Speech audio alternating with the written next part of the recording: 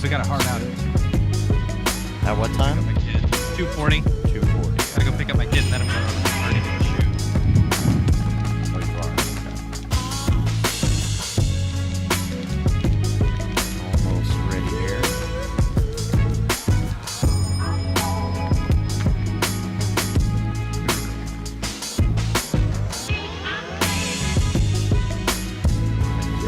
Free box.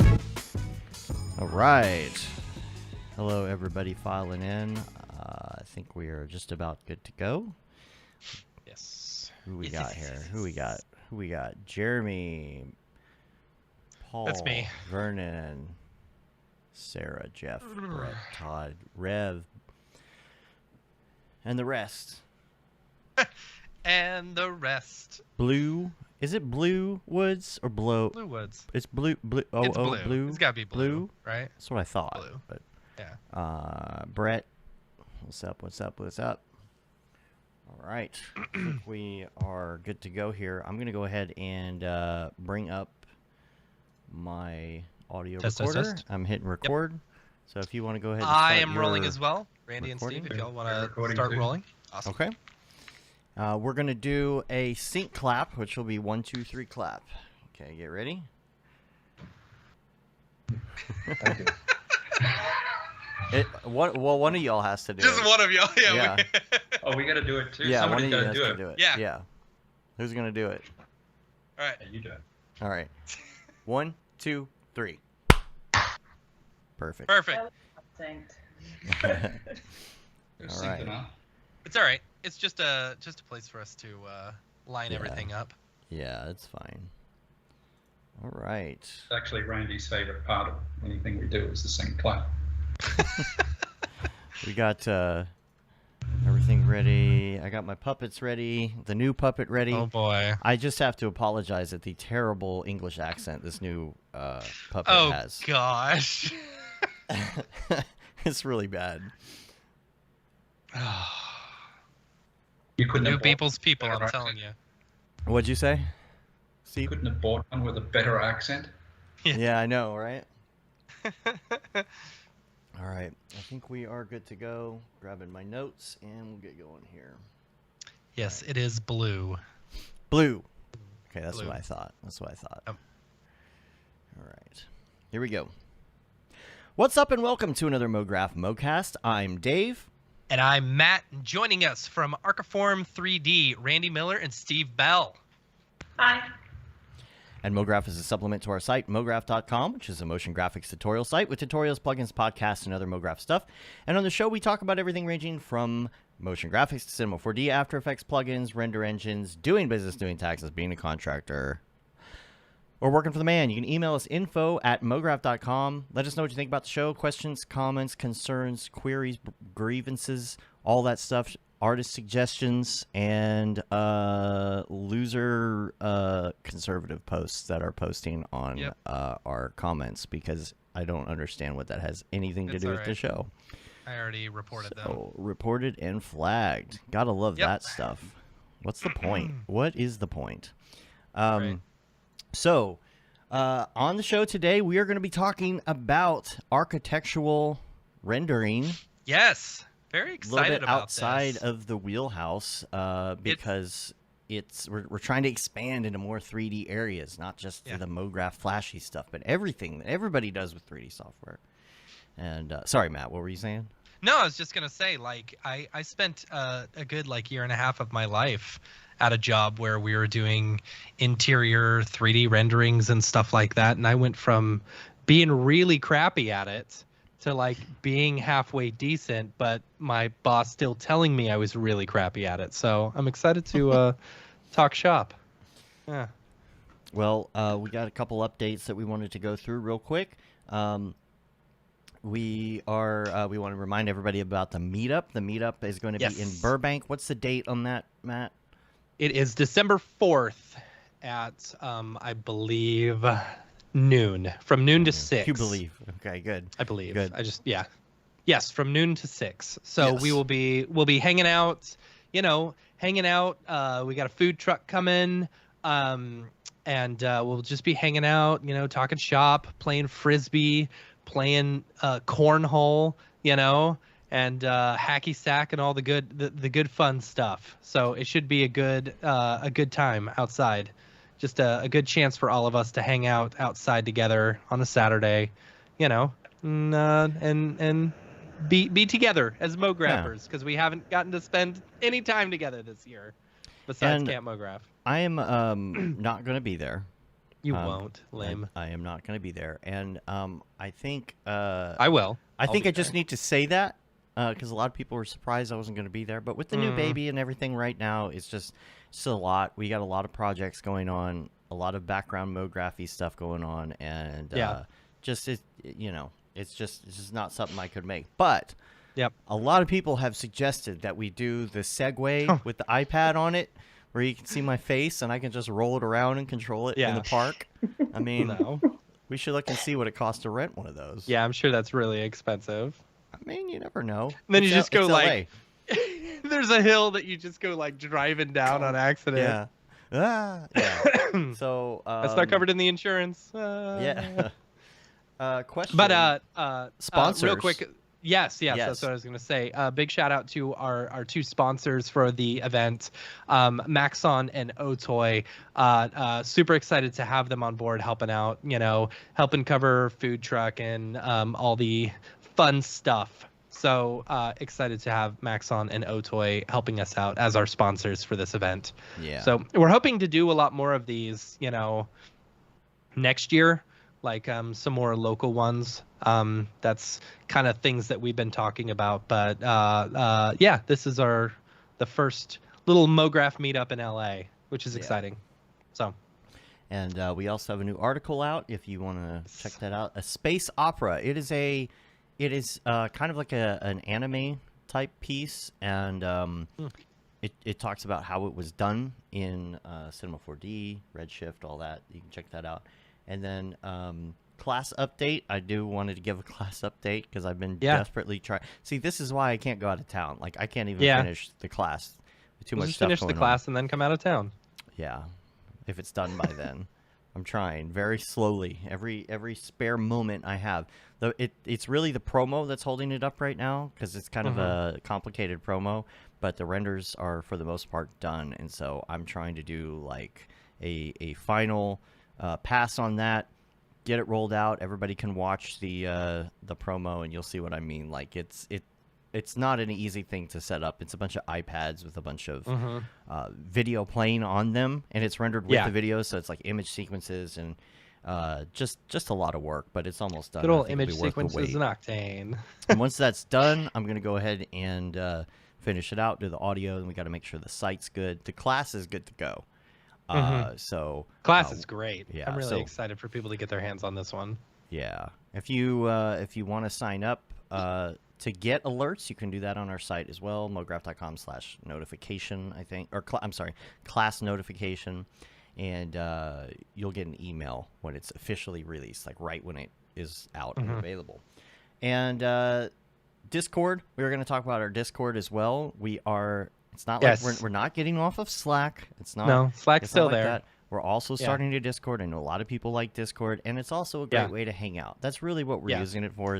But we did duplicate all the channels. If you're a Discord person and you want to come over and you want to start checking it out, we're not phasing anything out. We're just having both right now.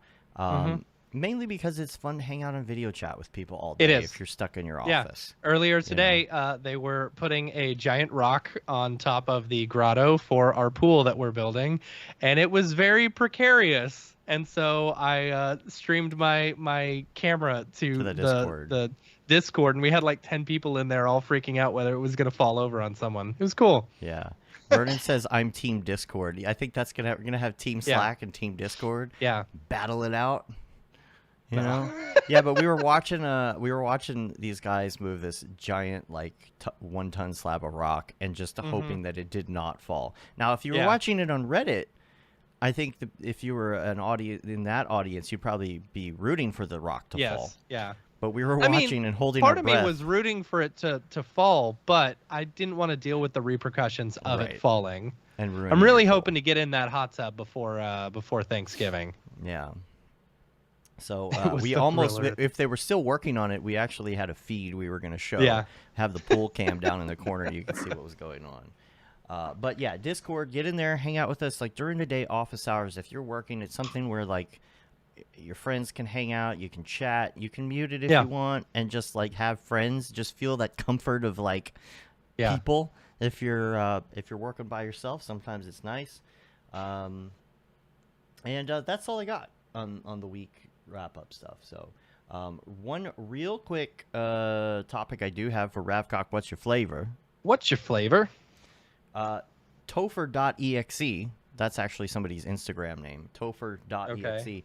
Made this really cool Embergen basketball hoop where it was on on fire, and there's flames and sparks and all that kind of stuff, right? And just kind of testing the new features of Embergen. So Embergen, the new version of Embergen is out, and you can mess with like moving meshes and things. So Very check out excited that to try post. that You out. can see what you can do with it because it looks really cool.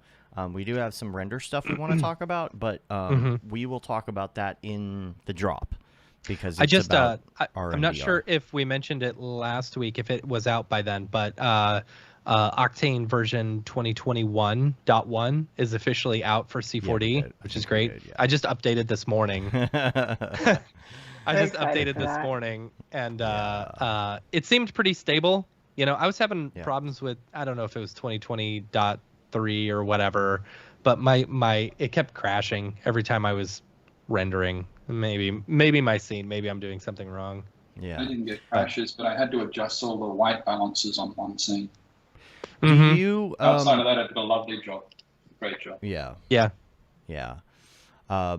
If everybody isn't aware, Randy and Steve use Octane. That's actually how we ended up talking in the first place. Is you posted an incredible piece on the Octane group on Facebook, and I was just so blown away at how it looked and how realistic it looked. I was like, okay, we got to talk about this architectural stuff because there's not a ton of people doing architectural stuff. So let me take that back. There aren't a ton of people who are doing good architectural stuff in Octane. You know? Yeah. Octane is a whole nother beast when it comes to architectural. Yeah. It is.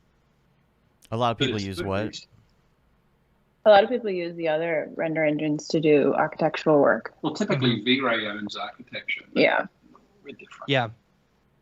Yeah. When I first started getting into it, V-Ray was kind of like, the main one that I was working in, and then switched over to Octane because it was faster, But I did find, at least early on, and we were using Octane since version 2, it was harder to get harder to do the same similar things that you were doing in V-Ray, without it taking just as much time as it was in V-Ray, Yeah, so we saw what you did. Now, the piece that you did in particular, I think you used a mix of Octane with motion tracking onto drone footage, right? Depends which piece you're talking about. I can't remember now. It's been a while. We scheduled this like way in advance. I'll have to try and find that. But you do a mix of both then, right? You do track. Yes, we do. Yeah. I think if you're going to do archviz properly, you've got to be able to do that as well. Yeah, because if you're putting something imaginary under something new, and people want to see the two things together. So you've either got to be tracking footage or cutting up photo montage. And how do you generally track that footage? What do you use? Well, I've got a Mavic 2 Pro, which I love, and then After Effects. I find it easiest to do my tracking in After Effects, and then export camera to Cinema 4D from there. Then for alignment, I actually build a drone model of the entire site and everything around it, which my clients love because they can calculate earthworks and things from that as well. And then I line everything up and boom, process it all out, and you can pretty much guess the rest of it. Composite it all back together in After Effects, and it's done. That's rad. And I know what I was going to ask you. Did you see the new drone, by the way, that came out? Oh, yes. The new Mavic. Picture Homer Simpson drooling. Yeah, it's like every time they come out with a new one, I'm just like, oh, I need that one. And then I Yeah. fly it like 5 times, and then it's time for the next one to come out. I promise you, as soon as Drone Deploy has compatibility with the new one, we'll probably have one too. Although it's a big thing for us because we only have 8 batteries and everything else. And the job's getting pretty big. But yeah, I think the little Mavic 2 Pro over in the corner there is going to be tired soon. Yeah. It'll be on eBay. Yeah. So let's start from the beginning. Actually, now that we got the week wrap up and things out of the way, get into your story. So the two of you actually are a really good team because Randy, you do a lot of the interior design aspects of it, right? Yeah, so I do all of that, everything design-wise.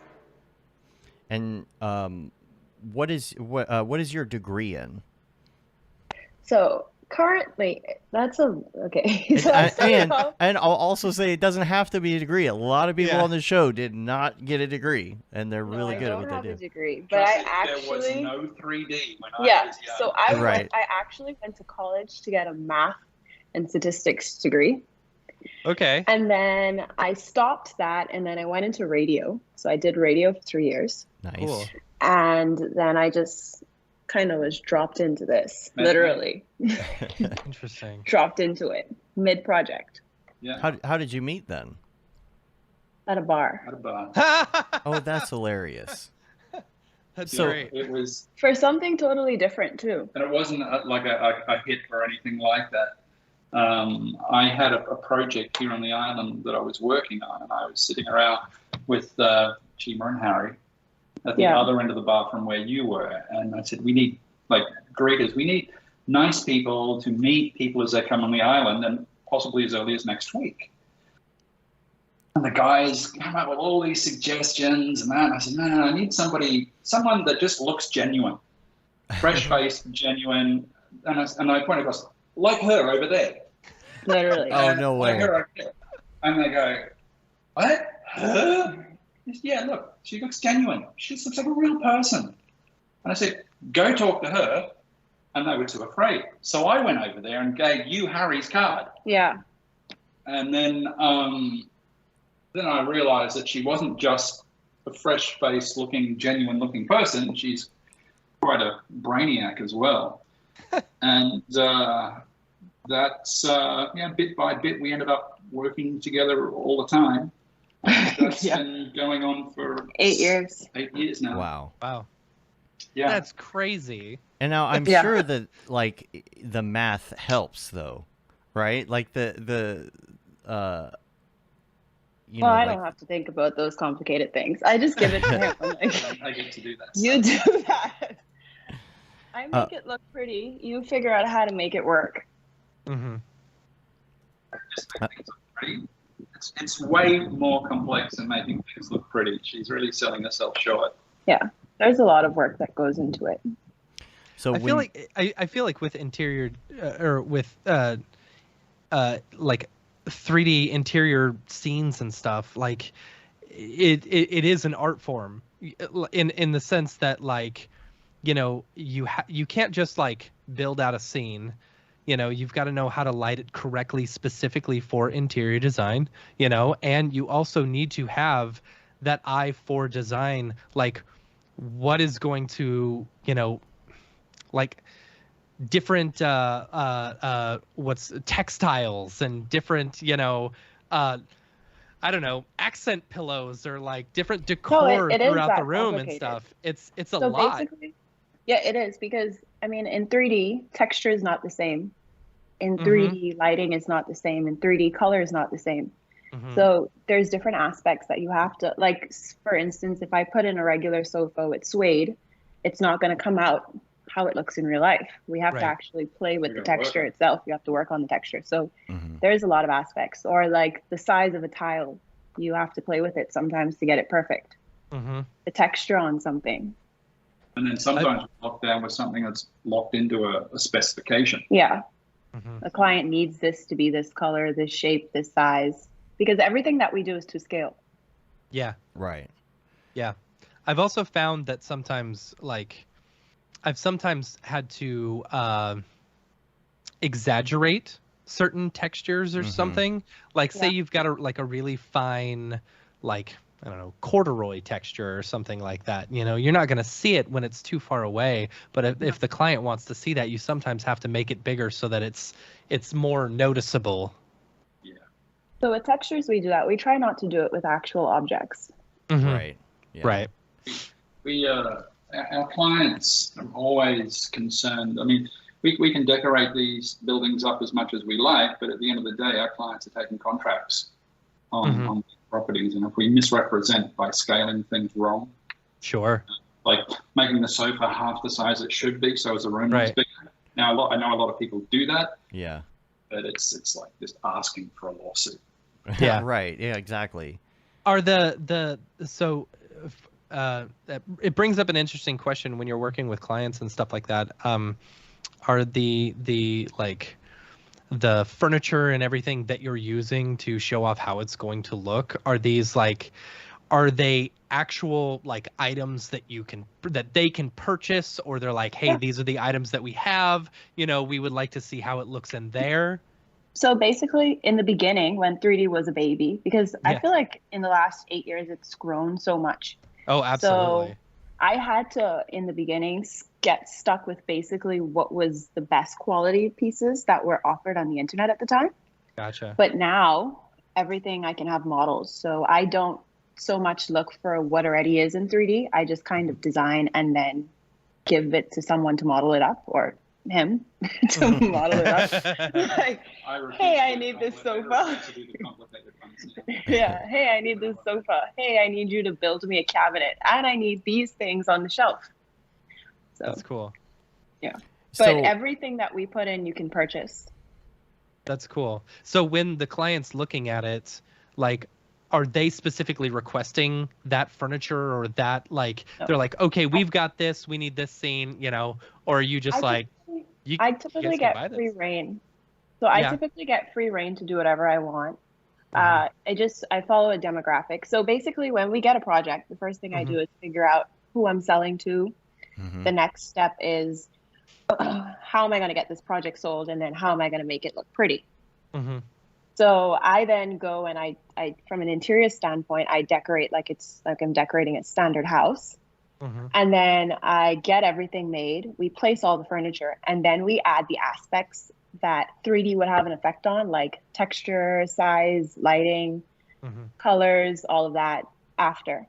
But I can go on, for instance, Restoration Hardware, find a sofa and be like, hey, I want this chair in this space. And then we send it to someone, they model it for me. Guys, our audio stopped. Oh boy. Stopped recording?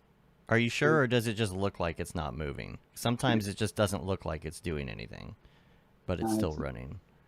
If you tell it the new audio file, oh boy. Switch to another thing will cause recording stuff, but it's yeah, I think you're still. I think you were still recording.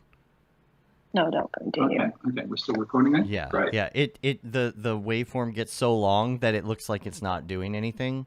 But if you watch it, every once in a while it updates a little bit. Okay. So. Okay. So yeah, we can take a piece of furniture from any place, and then I have someone to model it up, because he refuses to do it now. Plus, there are people that are really, really good at like texturing stuff to make it look very realistic. Sure. Yeah. And then we just place the furniture in. That's so. What are y'all using C4D to do this? Yeah. Yes. It's all nice. C4D. What was the reasoning behind going to C4D versus, you know, say like Max or Maya or something like that? Well, long story, and a lot of the story begins with Mac. I had Atari TT-03s a long time ago, and we had a CAD called Dynacad, which is one of the few 3D CAD systems around. And my brother and I were using it to design houses and buildings and things, but create 3D models as well. And we'd even written software that would create perspective shots and stuff. And then it grew, and then we had to switch from the Atari, of course. Of course, yeah. And we decided to go to Archicad, which I still use and love, and so does Darren. And we had a choice of going PC or Mac at that particular point. And at the time, I chose Mac because it just worked. It was right. No headaches. It worked. Turns out it was a really good call for architectural visualization because of the way Apple handled its memory. You could squeeze more into a scene on a Mac than what you could on Windows. Interesting. And yeah, now of course, being a Mac, Cinema 4D was heterogeneous at the time, so and still is, of course. So that's where I went, and it grew from there, and I was happy with that for a long time. But eventually, it got to the point where the Macs were kind of being outpaced by the PCs when it comes to certain things, especially, of course, GPU rendering, which I knew was going to happen. It was just, anybody could see that was coming. So while my render farm was all Windows and hand-built, I had to start building workstations as well. And I stayed with Cinema 4D. I had no need to change. If I wanted to use V-Ray, I could. And it just grew to now we have our Macs for our personal stuff, small stuff, a bit of video editing and effects here and there, but we have our workstations, each with 4 GPUs in them. Nice. For processing and mining Bitcoin and all that sort of stuff. So it stuck with that. I never had a need to go to 3D Studio and never had a desire or need to go to V-Ray too, even though I must admit V-Ray did have an advantage earlier on. I mean, a lot of people were doing 3D Max and V-Ray in architecture, you know, especially where Matt and I came from, you know, that was like the thing. You know, it's hard to get architectural people off of Max and V-Ray. Yeah, and you know, it's the most pirated software out there too. So every man and his dog is out there using it. And which gets a little frustrating sometimes. But the thing is, you know, Octane, I still wouldn't even consider switching. I mean, to get the speed and handling that we get out of Octane and the workflow. When we're working, when Randy does a design and she scribbles it all out, what we end up producing can sometimes look entirely different.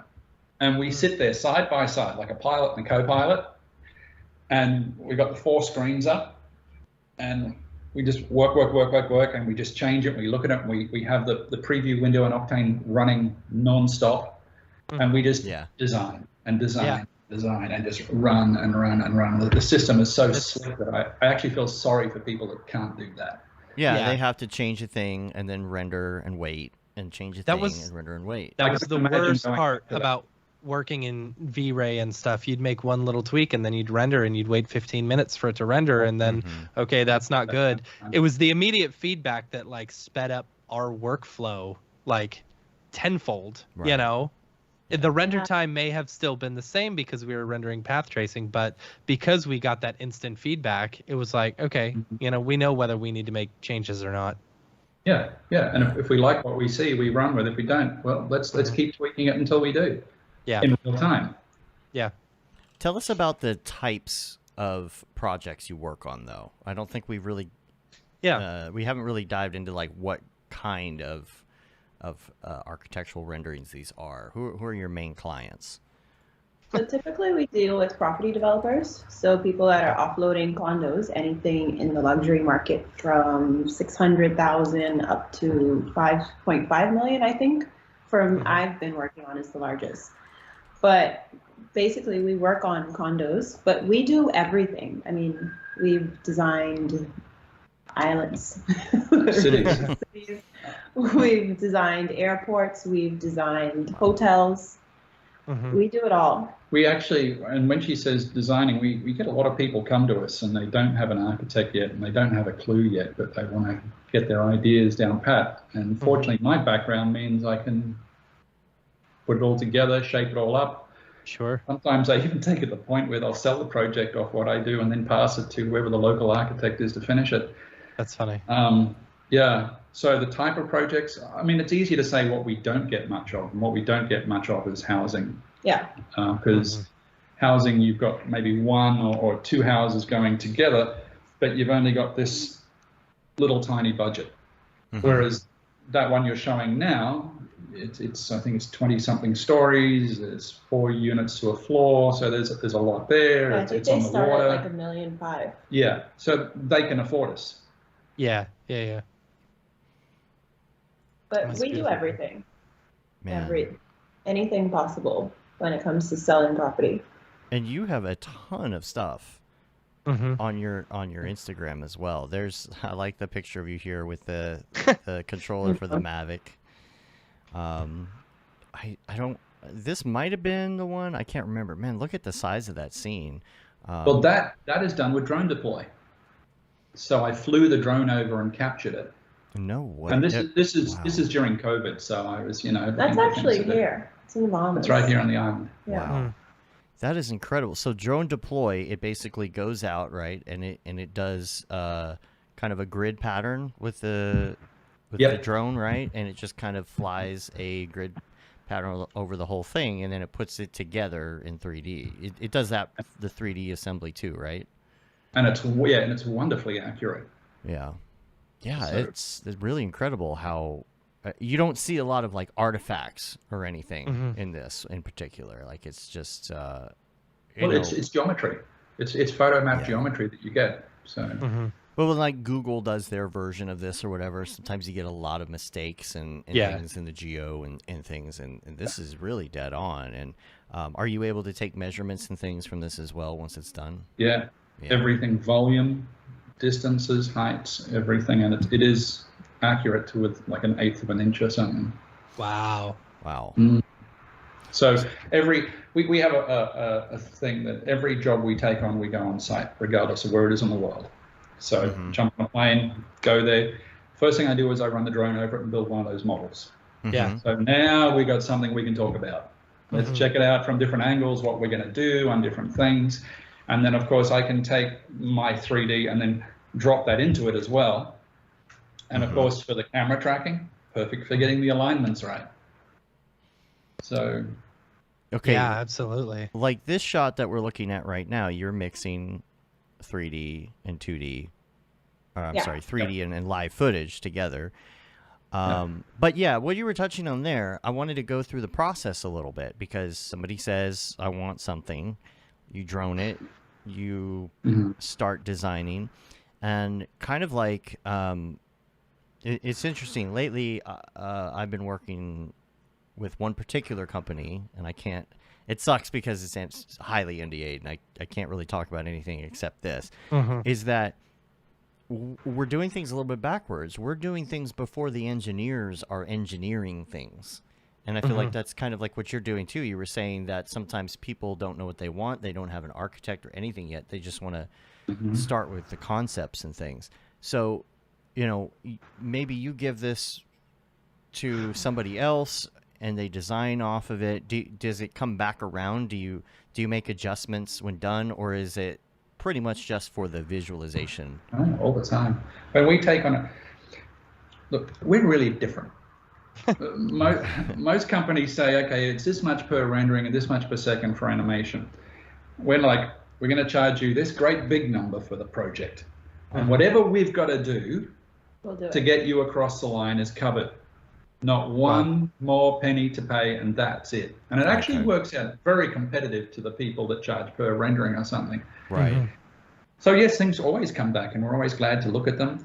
A lot of these projects that you've got up there, I still have loaded up on my drive now and still make tweaks to them, just so as the client has something new to put out every now and then.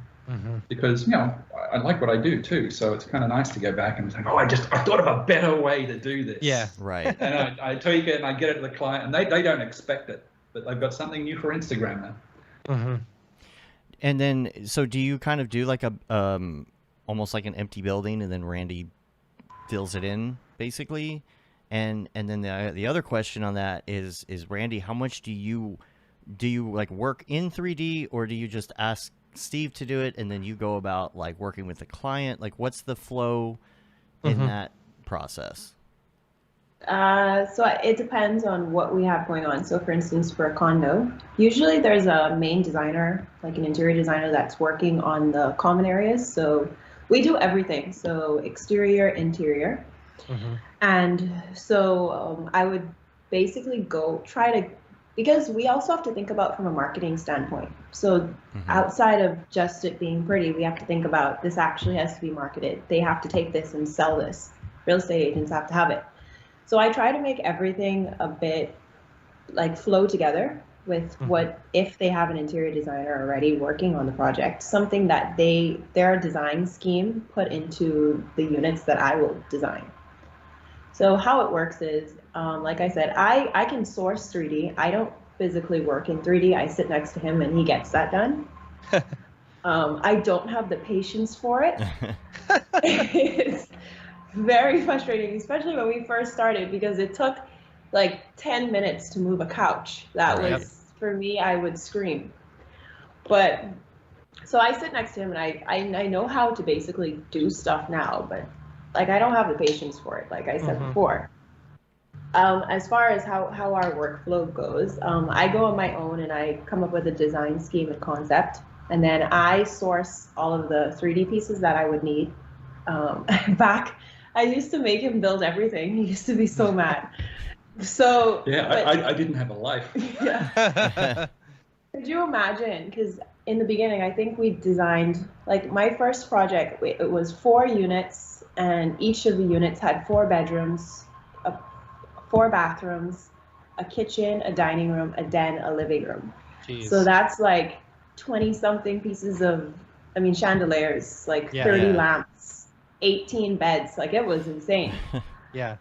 So modeling, and then I don't like to copy things. I like each one of my designs to be special, and I like them all to be different. So each bed would be different. Each ottoman would be different. Each rug would be different. So it was frustrating in the beginning when you couldn't really find much 3D work. And we had to have people, and it was expensive to get people to build models. $50 to build a couch. Yeah. It was, you go buy a couch for that. Yeah. The budget to make 3D was expensive back then too. It's not that bad now. But I source everything. Like I said, I start off from an interior design standpoint. So I look to see what's the latest trends or what's going to work in that area. And I don't limit myself to 3D anymore, because everything can be built, and it can be built beautifully.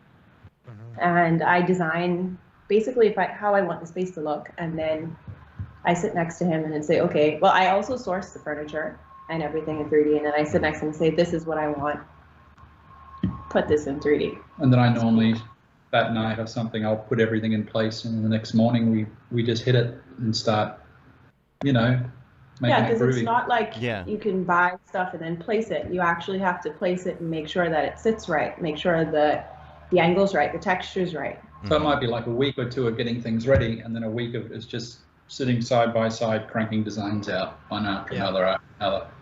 And sometimes it goes fast, and sometimes it doesn't. Yeah. Just depends. Sometimes we hit writer's block.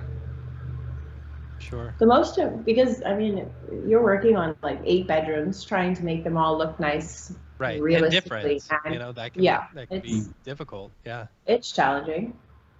But I think as far as like even the little things, because I focus mainly on trying to make it as realistic as possible, and as livable as possible, and as relatable as possible. So even little things like getting sculptures made, or the texture on paintings, like we focus on every little aspect of how can we make this photo look as realistic as possible. And and that makes it pay off. It does. The photorealism is what really sells it. Even labels. Labels on coffee makers, or like knobs, the lights, like we put detail into everything. That goes back to what you said before, photorealism. Not everybody goes the photorealistic way. Yeah. I don't even know what to call that other style, other than plastic. Non-photorealism. I think photorealism is the only way to go, and it's the only thing I try to achieve. The whole whimsical, let's make it look plastic thing. No, if it looks like a rendering, then I've failed.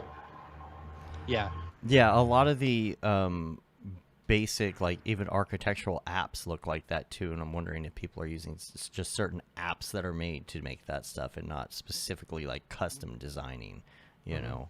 A lot of them nowadays are still just processing out something crappy out of 3D Studio and then doing a lot of Photoshop over the top of it. Yeah.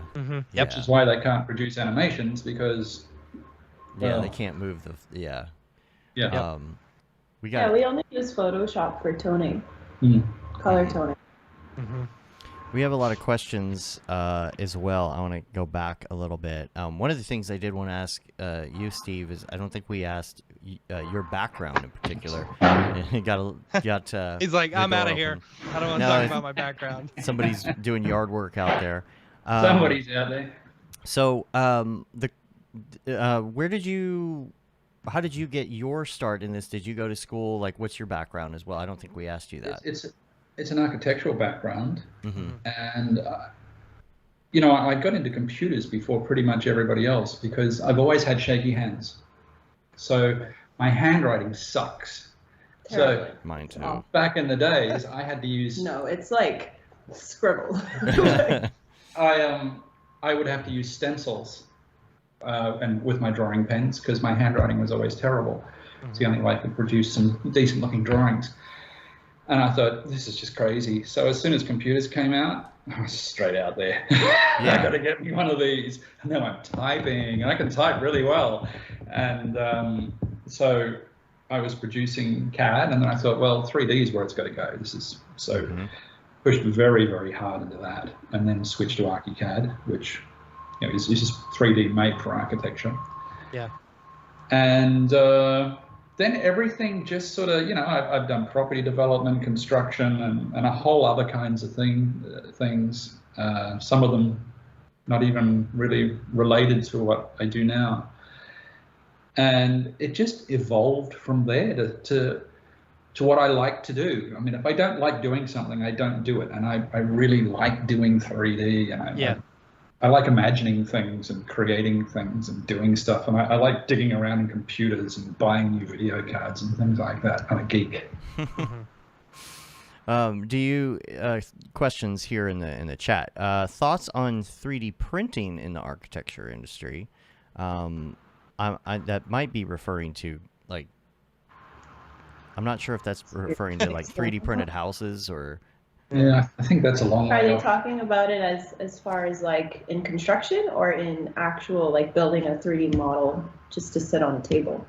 Doesn't say. We'll let them answer that, and I'll go to the next one, which is how is there's kind of like two questions in one here, and I was going to ask you this too, how the poly count is in drone deploy, and then do you remesh what is created from that, or do you just kind of keep that as is? Keep it. They do a really good job. The polygon count's very reasonable. I have no issues with it at all. The actual drone deploy model doesn't need to be shown all the time. Now, if I'm aligning things, then I don't really need to be rendering. So the polygon count doesn't really matter so much. I got 128 gigabytes of memory on the computer. It handles it fine. I can do it quickly in Octane as well, an 11 gig card, but then it depends on the site too. Some are huge and some are not. It's quite manageable actually, and I think I've dealt with some 3D sofas that had more polygons in them. Yeah, yeah, I know. But does it? I mean, do you have to reconstruct anything? And a lot of the stuff that I get as a 3D scan is a bit messy. Do you have to reconstruct maybe certain pieces of it that are maybe you're closer up to it, or? Not anymore. I've become really good at it. You've got to. It's not just a matter of setting up the path in drone deploy and running it. You've really got to understand how drone deploy and photogrammatic mapping works. When you do, if you put all that knowledge into what you're shooting on site, you'll be very, you'll get a really clean, good model. If you just run it normally without any extra work, then there's going to be a bit of a mess here and there. Like your Google 3D meshes that sometimes go weird. So you do your regular stuff, then you go back and you get an eye for what's going to come out good and what's going to come out bad. So, and it's trial and error. You're just going to have to learn it. I can't teach it to anybody. And you get the drone into all the different angles to pick up all the data needed for those areas that it's going to struggle with. And just concentrate on them, right? Yes. Just like, just get, yeah. I've done some similar stuff before. You know, it wasn't as streamlined when I did it, and I'm sure it's improved by now. You know, you get all the data, but then you still have to bring it into another program, and then that has to go into another program. It sounds like this one really has it covered and really takes care of a lot of that stuff for you. Now, it makes me interested in wanting to like try it out, you know. Give it a shot. Man. How much is it? Is it expensive? Is it? I think I dropped about $150 or $200 a month or something into it for a basic account. I think they have a free or a very inexpensive account where you can trial it and get a feel for it, but you won't be able to export a model. Yeah, it's just on their server. Yeah. So it's very dronedeploy.com. Mm-hmm. I want 1 month free account for that. Yeah, we have a promo code. Do you find that having a background in architecture helps you kind of speak the language with your clients? Oh yeah. You know? Yeah. Do you like being able that, to easily bridge between the architecture world and the 3D world? Yeah, and we bridge easily, and we get a lot of opportunities that other companies wouldn't get. For sure. Yeah. I can't even really say what we're working on at the moment. I'm just trying to think of something that I can tell you that we're actually working on. But we're working on things where we're combining our architecture, development, and business backgrounds with the 3D and marketing to come up with something incredible that meshes everything together. Mm-hmm. It's not just architecture. I can speak property development. I can speak construction and everything as well quite fluently. Mm-hmm. So I'm very experienced in all of that.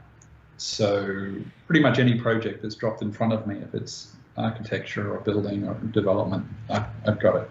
Because I think a question would be people who want to get into this. You know, you say you have somebody who's like watching and they're like, this is really cool. I would like to do this for a living, whether they're already in 3D or they're thinking about getting into 3D. And the first question is going to be, well, what do I need to do in order to do this? Do I need to go to school?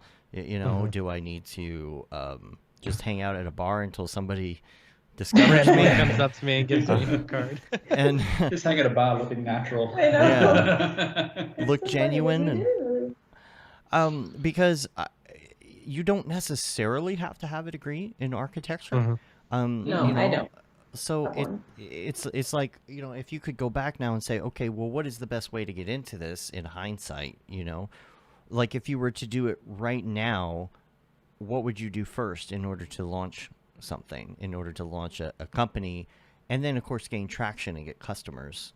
It sounds like you have plenty of customers, but not everybody's going to have that. How are they going to start? How are they going to, you know? Yeah, we're really unique. I don't know of a company like us.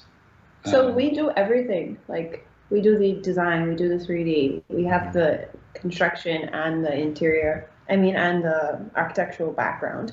So I guess for someone else to start one up, they would have to have those individual people. Right. But not everybody goes about things the way we do. Yeah, but I guess the easiest way to answer your question is you would approach a job that already has the architect's blueprints. So something that someone already gives you the blueprints for, and then you build it out according to their specs, and then you design the space according to the demographics. That would be the easiest way to describe. But then not many people actually design. They take a brief and they do. So if you just want to make renderings, then you just need to practice and get good at it, and get architects and interior designers and things to give you some things to mess with. Everybody that asks me what sort of degree do I need, I said I don't give an F about your degree. I just want to see a portfolio, and if you don't have a portfolio, invent one, make one. Just show me what you can do. Just do that, because that's all that matters. And that's a good point, because I think we talk about this a lot, but if you are trying to get a certain type of work and your portfolio doesn't reflect that, then nobody's going to come to you for that kind of thing. Nobody's going to say, you know, hey, yeah, the great thing about 3D, I'm sorry. The great thing about 3D is you can literally design a box and then just make it look like how you want to approach the person. Yeah. It doesn't have to be real. Because if you're putting all like cartoon renders or something up on your Instagram, nobody's going to come to you to do photorealistic stuff, photorealistic architecture. So you got to start doing that, start trying it out, experimenting.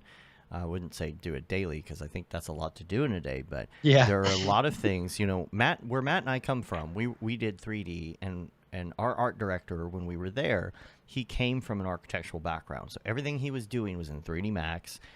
We did do a lot of architectural renderings for commercials, like, you know, somebody standing in a bathroom and it transforms or something. You know, we're doing stuff for, you know, spots for people who sell windows, and the windows change, and we're showing these awful versions of exteriors we were doing.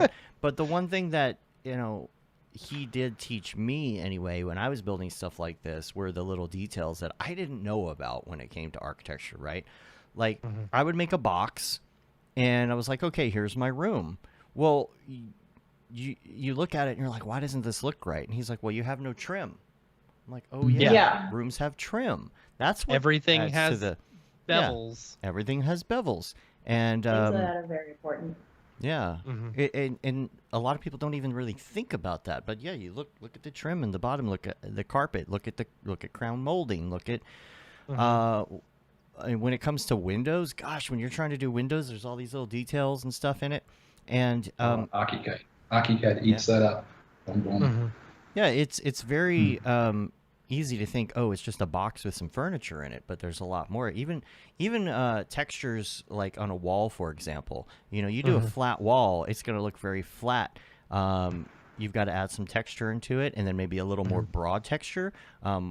Something that I did a lot was I would put some really large scale noise into a wall. And then I pull it back a little, so there's just very subtle variations. Yeah, we used to do that. Yeah. Back when we were noobs. Yeah, now we actually know that you can make semi-gloss paint happen on a wall. There you go. Right. And, I'm always tweaking the wall texture. Yeah, and that's something when I was doing it, we were not on GPU rendering. So it's like, okay, we're just going to throw this on here and hope for the best. But now, and if we wanted to put gloss on something, it would increase the render times like exponentially back then. Yeah. You know, reflections. So practice, I guess, is the answer, right? Are there any like tips or tricks that you can think of off the top of your head in order to make a scene look more photorealistic? Because, like, for example, when I was working in V-Ray, you know, you'd want to do portal lights, lights on all the windows and stuff, and it'd give you a much more, you know, pretty looking scene.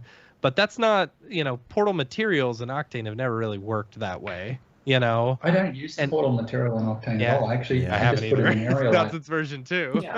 Yeah, I put it in an area light. I gave up on the portal materials. I tried them again a few months ago and gave up again. They don't seem like they do anything. I don't think they do anything. I don't think they do anything. But if you put a light source in that matches the glass, don't do the whole window. Do the glass bits between the mullions and things. Put that in, and then tweak and adjust from there. That seems to get a much better result. And then, of course, you want a bit of daylight coming in through the windows as well. Right. Yeah. Of course, yeah. Put in actual suns. Yeah. And we actually put in the time of day that we want to reflect the mood. Yeah, every scene has a different mood. And a lot of times, the problem that I would have, even going into path tracing, is that there just wouldn't feel like there's enough light in the room. And one of the tricks that a lot of people use, they say, oh, well, just turn off a wall. Well, you can't always turn off a wall. You know? No. So do you have problems with scenes looking a little dark? I feel like that's an Octane architectural issue. No. We don't have that issue anymore because, like I said, the best thing about Octane is the fact that it literally mocks what you put in. Right. So if you put a light source in, it's going to mock that light source. So when we approach a scene, we literally put in can lights. That's the first thing that happens. Right. So there's the natural sunlight that we start to work with. And then we drop in the actual ceiling lights. Like we put in a lighting model into the actual plan. And then he puts in a lighting source and moves the direction of the light to fit whatever I need it to point to. And then from there, you put in other fake lights here and there. Yeah, sometimes I set up each scene as though I was doing it with photography. So if you've ever done interior photography, setting up soft boxes and things like that around the place, sometimes I'll head in that direction too.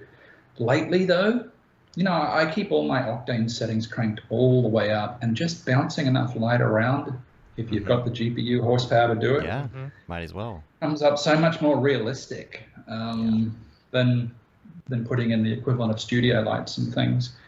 But I if I still can't get it, yes, I'll drop in some fake studio lights, but I never go beyond that. If you try too hard, things start washing out. You start getting that plastic look that everybody else has. And as soon as you start heading in that direction, just stop. Start again. You screwed something up. So look, the more horsepower we have under the hood nowadays, the easier it is to use more natural light, more bounces. Mirrors. And lately, you know, there's always been this struggle, and that clients are always, we want it bright, brighter. We want everything bright. Nowadays, clients are starting to wake up, because in today's world, where they're looking at Instagram and they're seeing so much beautiful photography and things getting around, they're letting us make things look more realistic and have dark shadows and things like that, and contrast in the scene, which lends itself to less lights, more processing. Right. If somebody comes to you, wait, what was the question? Oh, what were you talking about? I don't know where I went there. There's a bunch of questions in here. I guess God, I had three things. One question was one question is, do you work on anything outside of architecture and 3D, maybe for fun? Like, and do you do any personal projects or? Oh, I wish. No, we always talk about it though. Yeah, we keep thinking about it. We never get the time to. Just when we think we might have some time, you know, we need to deliver something or make money. That's always good. Yeah. That's always important. Nowadays, I guess the way that we approach a project too is to make sure that we're trying to do something fresh and new. So like, he got to play with designing a Tesla the other day for a project that we have going on. We can talk about that one. Yeah. So it's like a solar powered place. It has it's in Puerto Rico. It's got solar power and a lot of really cool features that we've animated and done up, and you'll see videos start rolling out in that in the next few days. Yeah, the project opens on the 1st. Yeah, very, very cool stuff, and that's always fun. And even today, I was looking at, you know, those solar panels I put on the roof. Yeah. I want to redo that clip and have the sun coming down and glistening in the panels and reflecting back up at the camera. So we get to have fun. Yeah. Sometimes, but as far as pet projects, not really. I wish. Well, we make our real projects our pet projects. Like some of the images you pulled out before were from a project I did 2 years ago. But I always wanted to put those sparkly like Christmas lights up a trunk of a palm tree. I'd never done that before. Oh, yeah. So I went back to that project, which they're still selling. They're selling the third phase now. So I wasn't wasting my time. The client would get value out of it. Yeah. And I put the sparkly lights up the tree and tried a few new tricks with water and stuff like that as well. So I guess that's when I get to have a little bit of personal fun, but it's still work. Sure. I'm guessing that you fake water a little bit for the most part, right? You're not doing like water sims unless it's like a feature, right? Are you getting into that? You'll see a clip getting around that has got some nice simulated fountain going into a pond, but outside of that, the rest is fake. It's just bumped or displaced. Right. The swimming pools are way too big. Yeah, particles in the water would chew up memory. Oh yeah. And do you if you do run sims, what are you doing? Like if it's a fountain or something? Just like a fountain. This current one just as it's a slit in a little wall, and the water comes out and falls into a little pond and then trickles through to the swimming pool. And are you using needed particles for that? What is that? I bought that one, which was great. Oh, okay. But I've got there's two that you get in Cinema 4D. What are they? Thinking particles. And there's the other one. You're talking about X particles? The other particles not isn't included. Yeah. I don't know what the other one is. Could be. I'm new to it, and I'm new to things like fire and stuff like that too. Just wait for Embergen. When Embergen is integrated. I've made some Embergen stuff, and I've used it and redid some projects with it too. It's great. I love it. I got a link for you actually, and that's my only link. Is that one earlier? Oh no, I already talked about that, didn't I? The basketball hoop.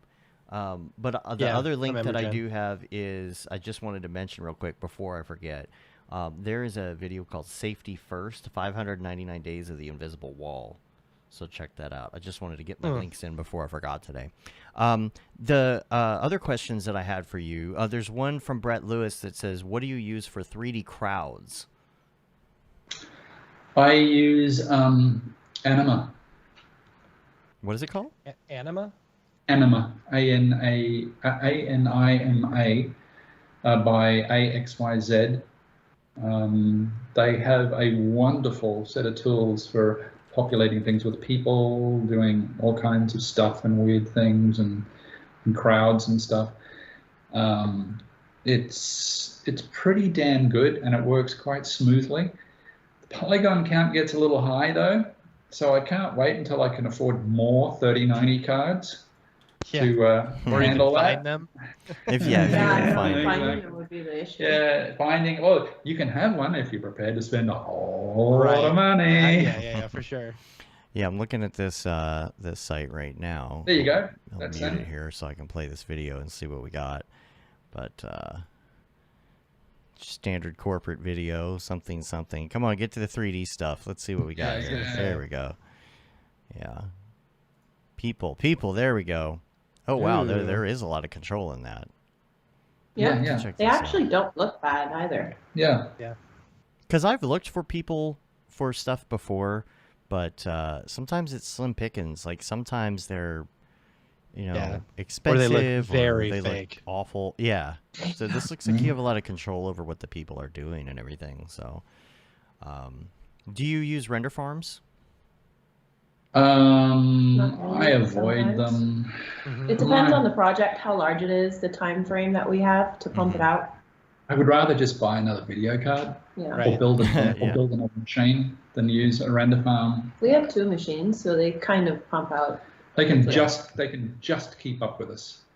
Unfortunately, the GPU shortage really messed with us, and last year we actually had a rendering bottleneck. As Kathy would know. Yeah. Yes, we had a rendering bottleneck. So the time to deliver was creeping up. Yeah. So. Should try render. Try the render network. Try the render network. See how it goes. we did too, and that was so full of bugs that I had to throw out half of what I had processed, and of course you don't get a refund. So I just. That's another reason why we keep on our own systems, because a lot of things can happen. Midway through, it could just stop. It's probably the one biggest thing we don't even outsource our projects. I mean, almost every ArcViz company in the USA now just outsources everything to Florida. They're just a middleman. Yeah. We don't, and it's when we lose control when it comes to our rendering, to our work, and everything else. The wheels start falling off. Clients get angry. Quality drops. Everything else. So. Having our own in-house rendering, I can afford to do something and throw it away tomorrow if I don't like it. Right. Yeah. Do it again. Yeah. Sure. That makes sense. Talk to me about. I was going to say, talk to me about. You guys are in the Bahamas, right? Yeah. How does it, and do clients talk to me about how a project goes, like working in the Bahamas? I can't assume that there's.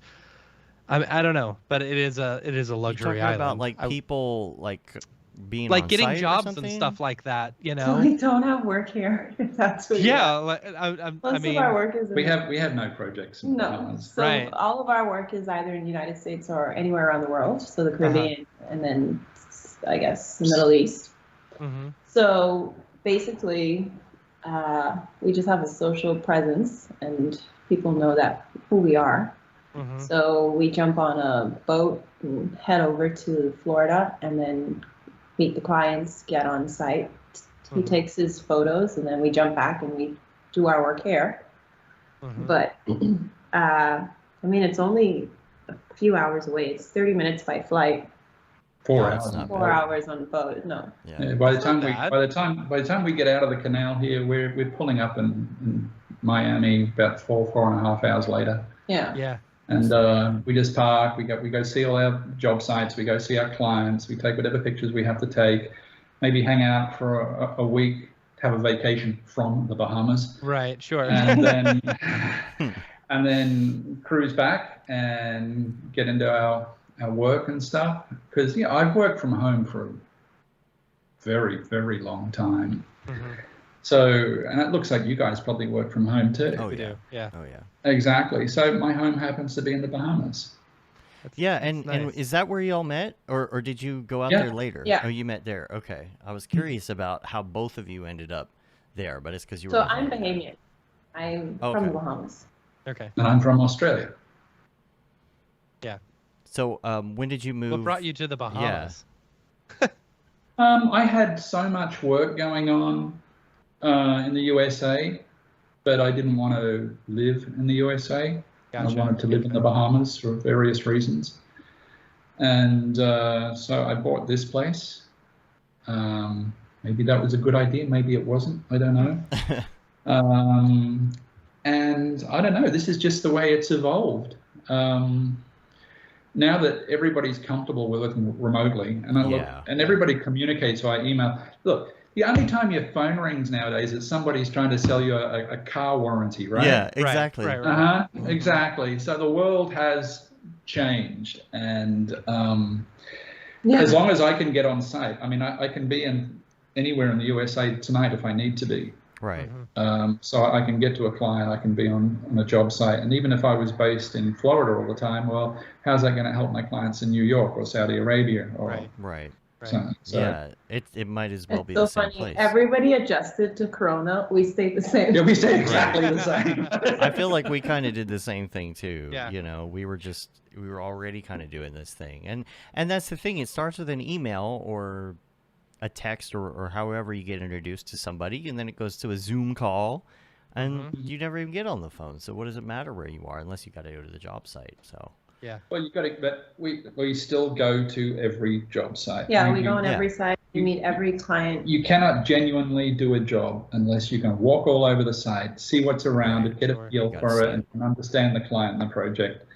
But that's actually fun. That's Yeah. one of the more fun parts of the job. yeah, get out. That's why Matt has to go check out a camp for Camp Mograph. You got to go on site and go. I want to check it out tomorrow. Yeah, 3 questions. One of them in the chat here, and I remembered my other 2. Brett also asked, "What about trees and trees blowing in the wind? And do you make them blow in the wind, or you just kind of leave them static?" I didn't notice. Forester, Forester. Yeah. There you go. Forester. Yeah. or X-Frog, or I've still got Tree Pro or something by Onyx.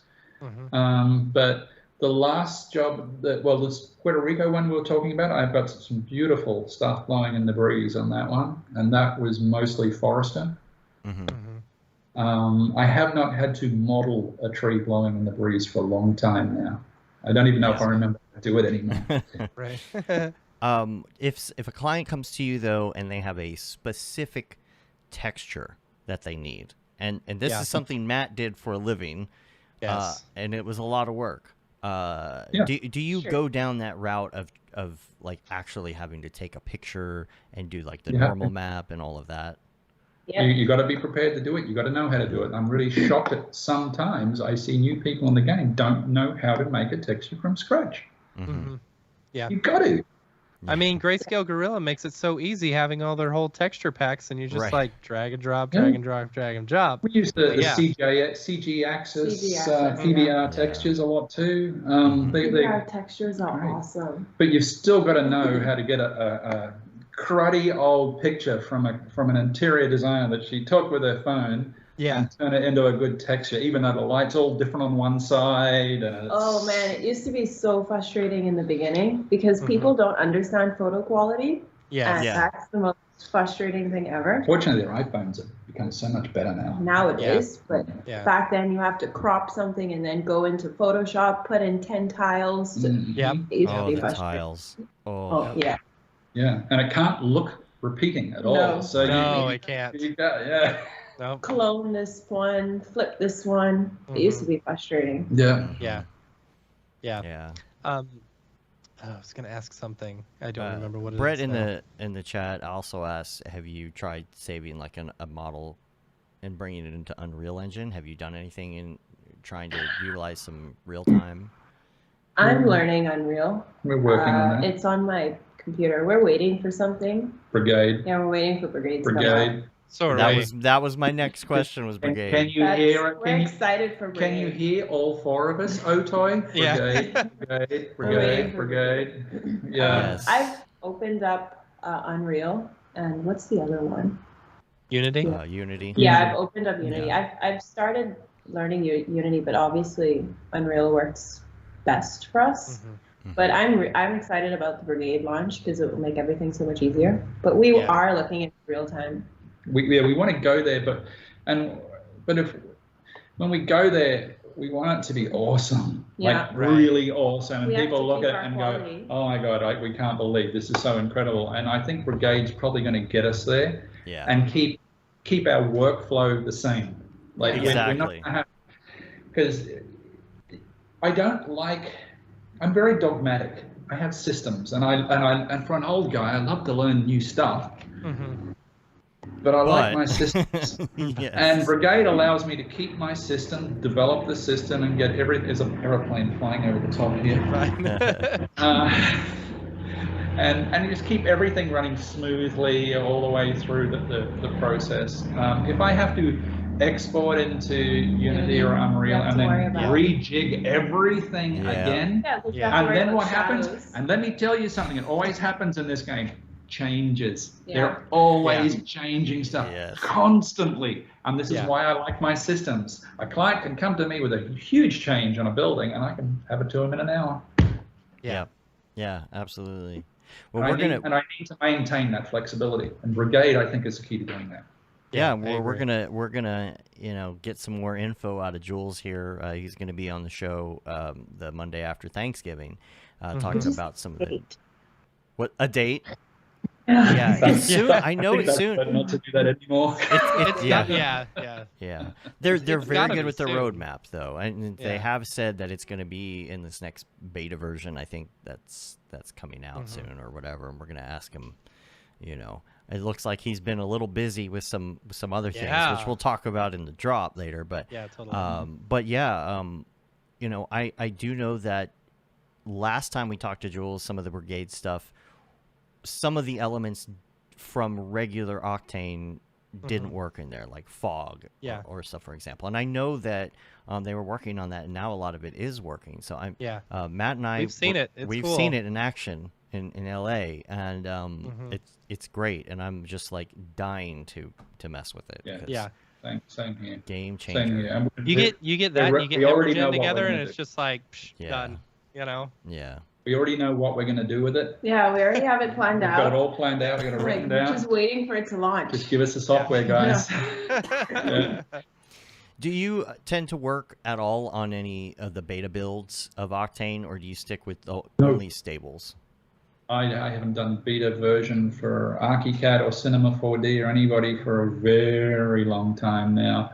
We're so time sensitive that we can't afford to have something mess up. And I'm a perfectionist and everything. I can't afford glitches or bugs. I don't like letting clients down. And beta software is going to take you down that path where you're going to have a really upset client at some point. For sure. Yeah. I know like Brigade will start out in beta, Now, one of the things that I have done with Octane in the past is after a beta has been out for quite a while, you know, when it's like almost a stable version released, I'll try it out. It's tempting, and Brigade may tempt me to do that too. Yeah, I might download it and play around with it to see how it works first. I mean, it might tempt me. I probably will, because we do have a lot of big plans for Brigade. Yeah, so we might have to play around with the beta, see how it works, make sure everything works properly. Make sure they do it our way. Yeah. Well, that's a good you'll thing, get Brigade, you'll like it, and then you'll want to sell all those 3090s for profit. Right. I know. My electricity bill will go down. Yeah. I can't wait. That's something that Otoy is really good at, though, is he's taking the suggestions to heart. So I think if you start playing in Brigade and Beta and you get into the forums, I think they're really going to listen to what you have to say. So. I think as long as they can get shadows and they can get aliasing correct. If they can get those two things like looking real good, Shadows then it's gonna be for them in real time. What? They're what? Shadows determines everything in real time. 100%. Yeah. Yeah. That So, I tried Redshift Rt like last week or something, just playing around with a cube and a plane, you know, and it's like you could immediately tell the difference when you turned it on and off. You know, it was cool working in it, you know, and being able to just go around and see it all in real time. But, you know, you could definitely tell the difference. And, you know, I think that's going to be a big determining factor. That's my big determining factor with Unreal is the aliasing issues. Yeah. I'm keen to see it, because still renderings, we can still crank those out the old way. No worries. They only take a few hours. Even at 16,000 samples. But animations and stuff, if we can get the quality we want to, it's not just the ability to now push out even more animation faster for less consumption of energy, but also the real-time aspect, where we could do things like pixel streaming and things in, and actually bring the work we do right now straight to the buyers of condominiums. That's where we want to go, but we don't want to do it the way people are doing it now, where it's just ugly. We won't release anything that's ugly. Yeah, we have to keep our quality the same. We've got to say, I'd rather not have a new bit of. I'm like Mercedes. You know, BMW will put the latest and greatest stuff on the Japanese car, the latest. Whereas Mercedes, I'll come up with like this case, and they'll perfect it. And that's it. This is now the perfect case. And we won't release anything unless we think it really is good and ready and it's perfect. Yeah. So, Jag says, chiming in to say that motion blur is also critical in real time. Yeah, I think that's going to be it. I mean, there's a great motion blur in Unreal, for sure. So, where are we at on time here? We should probably ask you some of your favorite things here. Yes. We're going to do Mograph. I'm going to run to the restroom real quick. I'll be right back. Matt's going to run to the restroom, and we'll quickly go through this list here, and we're going to get some of your favorites and see if any of this influences your architectural renderings. But I don't know about that. We'll see. Number one is tell us your favorite movie. So I have two. My two favorites are Pride and Prejudice, Jane Austen, and Pretty Woman. All right. Now, there's no 3D in those, are they? Supposed to have no 3D in those. Yeah, I guess the question would be, how does that influence? How does Pretty Woman, how does Julia Roberts influence? I mean, it does. Could be. As far as 3D, I like all Marvel movies. I watch every single one. So. And the stuff on the shows too, the WandaVision and. Yeah, I watch them all. I'm a Marvel person. I'm really blown away at what they're doing just for TV shows now. It's just better than quality. Movies. Yeah. Insane. The real film patched over 3D is awesome now. The quality is amazing. And what about you, Steve? You know, I still love Avatar. I love the way they put it together. I love their designs. I love the atmospheres they created.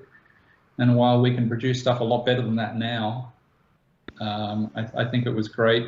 And there was one movie. You remember Final Fantasy? Mm-hmm.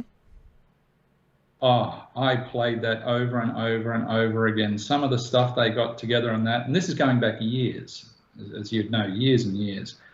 I really like those for 3D because both pioneered it. I mean, they went places that no one had been to before, and came up with some really good stuff. Outside of that, you know, I don't really pay that much attention anymore. It's just such a norm nowadays. You can tell the difference between good and bad. Yeah. But you know, I'm not blown away by some people's attempts anymore. I expect high quality. Right. So yeah. And what about TV shows? And I guess a question to add to this is, do you ever put anything on while you're working? Do you put on the TV or? Yeah, I work to all background noise. It's usually YouTube though. Yeah. So most of the stuff that I listen to or watch are based on interior design or something with drama. Yeah, That's that's cool. what I was gonna ask. Like, well, I guess what TV shows, like real TV shows, do you watch? And then what do you watch on YouTube? What types of? Do you have like a favorite channel or? So I like creative people as far as design and DIY. Okay. So Mr. Kate is really big for me on YouTube. Who's that? Mr. Kate. She's an interior designer on YouTube. Okay. It's her and her family, and she does interior design work. And then as far as I'm Netflix, I Netflix it out. So every single series on Netflix I think I've watched. What's That's the funny. latest? Lucifer. Oh, okay. Lucifer. Okay. Haven't watched that. Anything with spaceships for me. Yeah. Anything with spaceships? Yeah. Yeah. What about music? I'm not a big music person. I listen to mainly pop and then reggae. I'm not a really big music person. I rather have someone talking in my ear than someone singing. I don't know. I get distracted pretty quickly too. Yeah, and that was gonna be my question: is do you get distracted by the talk sometimes when you're trying to concentrate? Sometimes I have to flip to like music with no words or something if I'm. Yeah. So if it's something for me to focus, I typically just listen to like an audiobook or something that I'm not going to pay attention to. Mm-hmm. So something that I've watched millions of times over, like Shameless, I would watch that. Like I've binged that like 10 times. Yes. So Love that. something show. that I've watched over and over and over again, I would put on for background noise if I don't need a focus. If I do need a focus. Mm-hmm. What about you, Like Steve? sitting here listening to computers roar. Anything with spaceships. Anything with spaceships? Any music with spaceships? Oh, yeah. Just spaceship sound effects. Jefferson all day. Starship. Look, first of all, keep in mind I'm as old as dirt, and just like you guys, I got guitars and stuff everywhere. So my musical taste is all over the place. So it depends on what day it is, what mood I'm in, and what I'm consuming at the time. Mm-hmm. So it can go from anywhere from Pink Floyd to Bach. Steely Dan. Mhm. I'm just taking a Yeah, wild could- guess. I'm just taking a wild guess. Gross. Man, I appreciate all music at any particular time. I love to pick up a guitar and play or make up something new. I love it all. It just depends what the mood is and what's going down. Not many people actually get that. As a musician, you probably would. You've got to appreciate it all, really. Yeah, absolutely. Randy, do you play music as well? No, like I'm an not. instrument? Because No. we kind of have theories about 3D people and them We've being our theory is that every 3D musicians. person is just a failed musician. I would not even attempt. I wouldn't know what to do. I have no like rhythm as far as A lot of music. 3D people do have guitars and stuff hanging Right? around, Yeah. don't they? I never We're all thought of- just failed musicians. Weird link or something. At that place that Matt and I used to work at, we were sitting in a room one day and we realized that every single person there could play some sort of instrument. We're like, let's start a band. In Australia, I had quite a few guys working for me in Australia, and pretty much everybody played, except for the CAD guys. The CAD guys couldn't play shit. Yeah, they're too All the technical. 3D guys, Yeah. yeah, Give we're them all, some synthesizers. I bet they might do something. Yeah. yeah. It's all math. Okay, another question would be both of y'all's favorite plugin. I'm interested to hear, and not a render engine. Yeah, not Octane. I mean, it could be an architecture plugin, or it could be it could be anything really. Textures. Any plugin that has something to do with textures for me is awesome, and it's because, like I said, simulating real life. So anything as far as like a texture plugin or something new where I can get like metal to look like metal or silk to look like silk. It's, I mean, even wood, like nowadays, I never get tired of going through a library full of wood. It's not really plugins though. No. Yeah, it's hard to find good wood textures, and then ones that, you know, some have to be good close up, some have to be good from far away so they don't look tiled, and it's hard to find that right thing. The one plugin that I use every day without fail is Aryan Effects, and it's an older plugin. It's tone mapping plugin, and it works in Photoshop. Arion FX, and it's a tone mapping plugin. Every rendering we produce, we save it out as a 32-bit EXR. And it does a very good job of tone mapping, including our animations. They're all 32-bit EXRs. Oh man, and also have some hard drive space. How does that work exactly? Files are massive. Yeah. It's tone mapping, and try it out. I think they have a demo version, and it really brings up a lot of nice tones and details in 32-bit images. So that's probably the only plugin I enjoy and I use every day. Outside of that, Forester can be great. Yeah. We already said we can't choose. That's cool. Chromatic aberration and vignetting. That's neat. A good question I'm here. gonna have to try this. They've got it for After Effects as well. Yeah. So we export a sequence of EXRs and then apply Aryan Effects to it and do some tone mapping over the top of it, and it gives us a really good head start before I even get into any other kind of grading and toning and stuff. Two good questions here in the chat actually. Number one, do you use Substance Designer or Substance Painter? Do you have any interest in it? Do you think it would be helpful? I feel like that could be helpful in certain situations. Drawn to it. I've never been drawn to it. I should look at it one day, shouldn't I? Yeah. It's really cool for being able to create custom textures. Well, and the thing, like, they have like that auto texture thingy where it will just take a file and turn it into a texture. It's always a great start. Anything auto, I definitely would need to look at. Hair good? That would be something. If it handles like fur and hair. Fur and hair. I don't know if it does that. We make our own fur and hair now.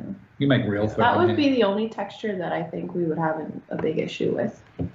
Well, when we can finally get some new video cards, we won't have an issue with that either. Yeah. Yeah. And do you use IES lights for anything? Yes, sometimes. Depends how I feel. If I'm getting the look I want. Do clients ever say, I'm going to use these particular fixtures and here's the IES data? Or No. I don't even think I know what that is. Yeah, it seemed like it was a thing as far as like when we were working at that place and people would talk about it, you know. You got to use IES. Yeah, use IES. This exact IES light. You got to go get this stuff off their website. And I was curious how much people really care about that, but they just want it to look good. Yeah, I don't with think us, they care if it's a rule. If it looks great, then it is. The only thing our clients are particular about is things that they actually have to put in the unit, like appliances or fixtures. But outside of that, they don't. Yeah, and I've got IES lights, like all the downlights and stuff you see. I've got a lovely file that I use over and over and over and over and over again. I just love it so much. It does a nice job. So sometimes I mess with those, but clients do not dictate that at all. No. They don't want to. Our clients give us a job and they expect us to come back to them really soon with some great stuff. And they don't want to get on the phone. They don't want a million emails backwards and forwards. They don't know what an IES is. They don't care. They just want results. Another question here: Do you ever use SketchUp models? Do you import SketchUp models from anything? Oh man, we had a project. No, we had a project. Oh, John's project. Yeah. Oh my God. We had a project where someone used SketchUp before, and it just was a nightmare. No. So Next subject. Imported to Cinema 4D, just the polygon level just crashed the. SketchUp is a wonderful thing for the morons that have to use it, okay? But for professional work, just don't talk to me about SketchUp. So it was a disaster. Yeah, we fell into that stupid trap where the client said, "Could you give me a little discount if we give you the model to start with?" And he was desperate. We wanted to make him happy, and we said yes. And it made it worse. It made it so much worse. Yeah, so, at the end of the day, it was a disaster. Yeah, so but it's just basically we start from scratch from Archicad. No SketchUp. No SketchUp. We build everything from scratch. It makes things easier for changes because it's going to happen. The windows are going to move a 10 inch. Yeah, and there's going to be changes, and SketchUp can't handle that. I mean, and whereas Archicad just eats it up all day long. You want to move the window? Sure, fine, move it. Boom. Send us the VWG. We'll do it ourselves. And we'll build it from scratch. Yeah. No more SketchUp. No more. It's a great tool for its purpose, but when it comes to large projects and when it comes to things that have constant changes and alterations, it's a disaster. It's good to know, though. That's good to know for people getting into it. Just avoid it. No, it depends. It depends. Run. For us, for our business model, it doesn't. It causes us way more pain than anything else. But for other people, it would be brilliant. I also don't think that the quality is that.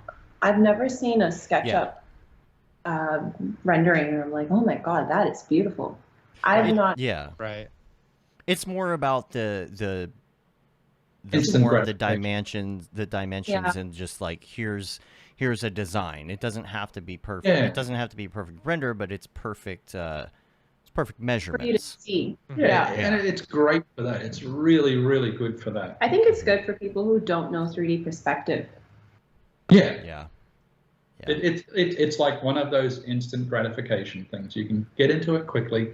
You can get results out of it quickly. You've got a lot of flexibility in what you can do, but it can't get you to that next level. Yeah. All right. Next one on our list is your favorite life hack. Now this is tough, but our example of this is from Mitch Myers, and he says, turn the toaster on its side and make some bomb-ass grilled cheese. Now, your life hack doesn't necessarily have to be something super like food hacky related. Like that or food related. It can be something useful, productivity related, or whatever it is. But what is something that you feel like is a constant thing that you're doing that's like your hack, your thing? Wow. And I feel like productivity is probably a something that you would come up with, you know? Probably. We probably have so many. We don't do anything like anybody else. As far as productivity, I have an app, and it's so funny because I use an app to stay off my phone. So it's an app that I upload everything that I need to do for that day because it's all over the place. And then I put a time, because so the app has a task and then the time to complete it. And then it has like a countdown. And then after that, I give myself a break. Because I'm usually on my computer from like 8 o'clock in the morning until like 8 o'clock in the night. I know a lot of people that do that. Even you're one of them. Beeple does the 40, what is it? How many minutes does Beeple go? He'll set those timers and... Oh, he set it for an hour when we were at camp. An hour. Well, that's because, But I know a lot of people who will set a timer, and even if they don't stop and take a break, it's just good to know, okay, hey, it's been X amount of time, right? Yeah, I've done this. Just put so much time into that, and I can move on to something else. 3D gives you the ability to do that too, because there's always times when you can tell your computer to do something while you go do something else. Right. It's a good excuse to go surf Reddit or TikTok, that's for sure. Yeah, it is. Or play boats. Or play boats. I Yeah. love playing World. I play World of Warships Blitz all the time with my buddies online on Discord. Yeah, it's like silence, Nice. and then you hear pew pew pew. Oh yeah, that's what we forgot to ask is video games, but yeah, that was on. Yeah, the World list of too. Warships Blitz for me. I suck at them. I have no good hand-eye coordination. So, I suck at video games. Y'all could probably join us maybe sometime, and I gotta get Matt to do this too. Windbush's game night is a lot of fun. Like we get on the Discord. I need to. Like here's an example. Here's how it went this week. This is why it's so fun. We bust out the laptop, and my daughter and I go outside. We're sitting by the fire outside on the new patio. We stream the iPad to the TV, and it's on Discord. And we, in this particular week, we played Jackbox, which is a whole bunch of like little games where you can, draw stuff and people guess. There's some great games in it. But essentially, the person running the Discord puts the main screen up.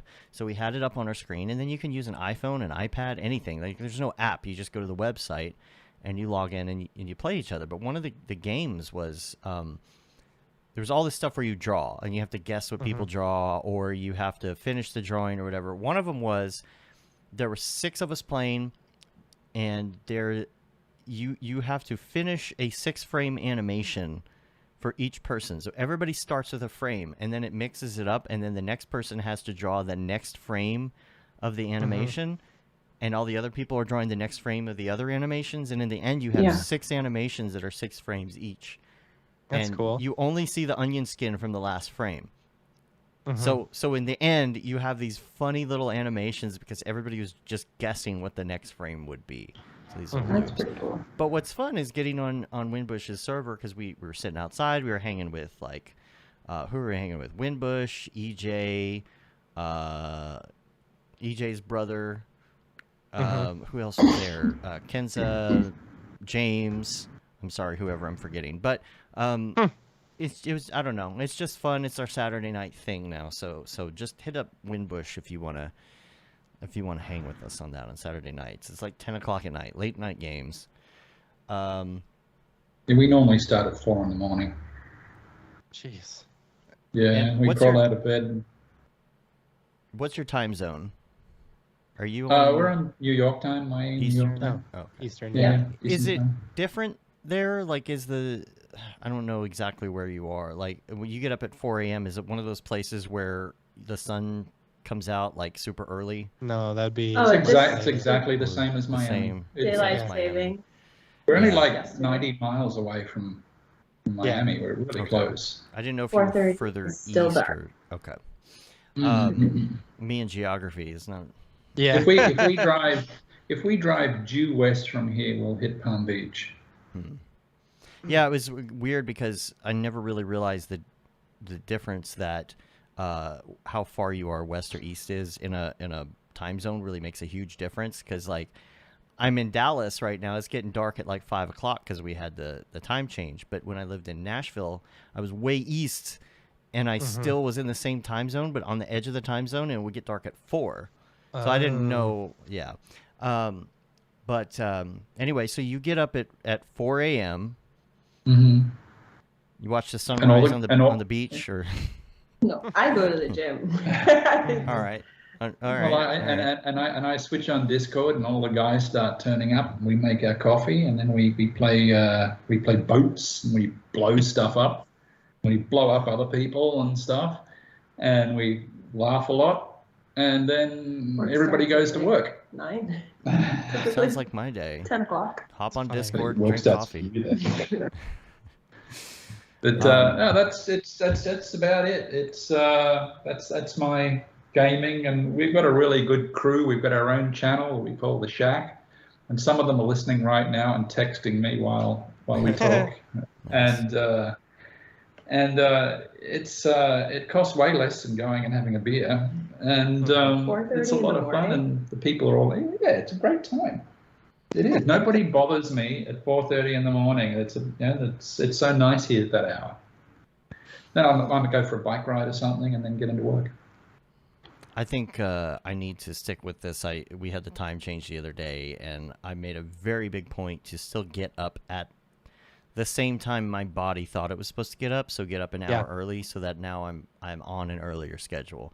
Because I just got up added at 1 hour the other day. It felt which great. was like half an hour later than which I normally would have. You know, it was technically 7:30 or whatever. Well, have you got school runs or something like that to work to? But then when you work from home, it doesn't really matter what the time is. But if you've got kids, I got kids. I got to get the kids to school. Yeah. But it's great waking. It was great waking up at 6:30 this morning. I felt good. Yeah. Yeah. All right. Well, we got some crypto stuff to talk let's go over to the drop. There's a lot to talk about. Yeah, I think we need to go to the drop. Here we go. Yes. The drop. Is this the fucking mic? Drop. This is exactly what I should be doing. What's up, and welcome to this week's episode of The Drop, your weekly source for all things NFT and crypto art, as well as upcoming drops by notable people in the Mograph industry. I'm Matt Milstead. Joining me, as always, is Dave Koss. Joining us this week is Randy Miller and Steve Bell from Archiform 3D. And if you're wondering sometimes why people are on the show with us, if you just watch the drop and you're like, why aren't these people like really, they're not talking about their NFTs? Sometimes they don't participate in NFTs, but they're joining us from the other part of the show. This is a come check out the Mograph podcast. You'll enjoy it. Right. Let's see. Let me go to the Mograph Live, the drop list for this week. A lot of big NFT news. And I'm gonna jump over some stuff right now. Dave, the render token stuff. So one, render tokens be popping right now. Render tokens are let me see what they're up to, because I think it's like $2.30. Come on, $2.23, which a week ago is like $1.08 per render token, which is great. So if you're rendering, if you're on the render network and you're rendering, you're going to be making a lot of money, which is great. Well, Jules just recently spoke at the Solana, morning, right? Yeah, it was this morning at the Solana. It was like some conference or something in Lisbon, and he was talking all about render and the plans for the future. And I don't know if they're talking about adding Solana as like, I don't know, the working with Solana as far as using render tokens or render, which is awesome. I think that's great. I'm really excited to see the future in that, which I think is the big reason why render has jumped up so much. I hope it keeps on going, which will be awesome. Minimize those fees, get the render node operators, get them paid faster, and I think that'll be good overall. And y'all might not be into crypto art, but you are into cryptocurrency, right? Right. So at least you got that. Yeah. You got that going, right? Well, not right now, because we're talking to you. We had to shut the systems down. Yeah, sorry about that. So you're costing us a whole So you're just lot. losing money being on the I show. know. Yeah. That's funny. That's funny. So I'm really excited about where render's going and what that has in store. Something interesting that Jules pointed out. They said each month they're having over $1 million in render paid out to render nodes and stuff like that. There are 10,000 people on the render network, and they're paying out over $1 million a month. He says in the next few months he expects that to go like 10 times the amount. So it's crazy. Makes more money. It's crazy. Putting a node up for that probably than doing Bitcoin or something. Yeah, I was surprised. I was looking at my MetaMask, my render payouts and stuff, and I only occasionally put them up.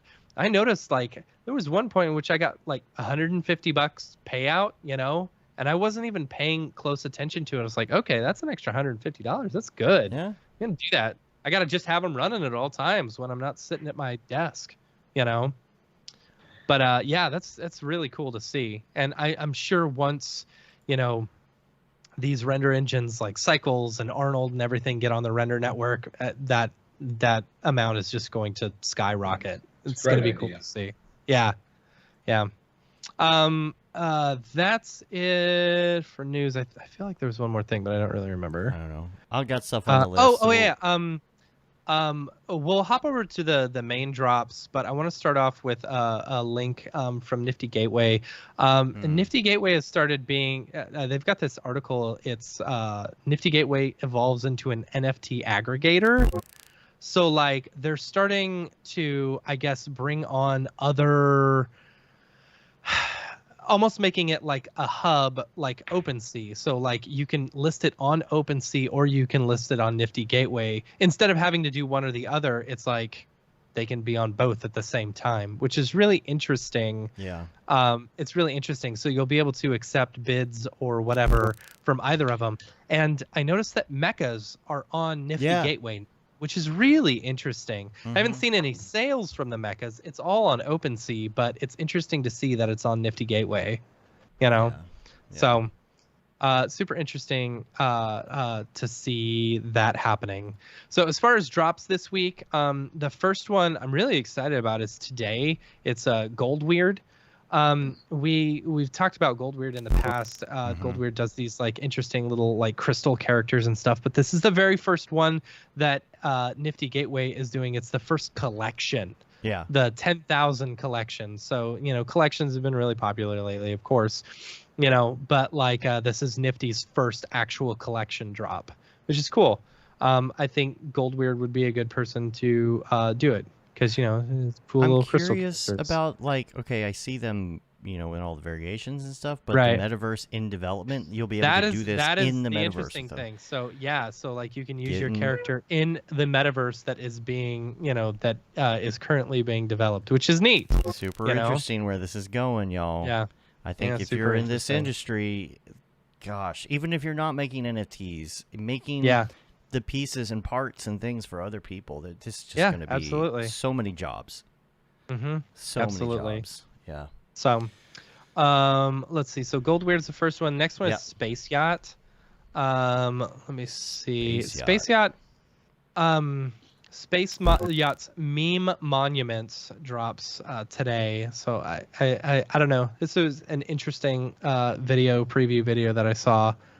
But yeah. That's the other drop for today.